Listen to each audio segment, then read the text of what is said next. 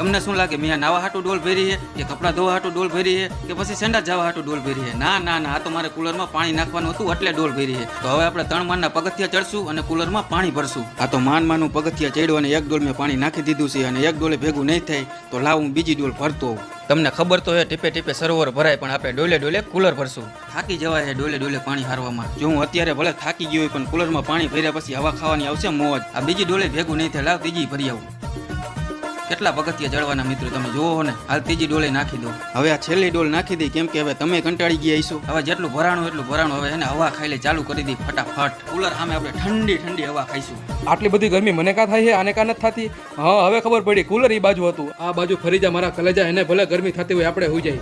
એટલે મારું મોઢું કેમ ભીનું થઈ ગયું? વરસાદ આવ્યો કે શું? ને કુલર કોને ફેરવ્યું?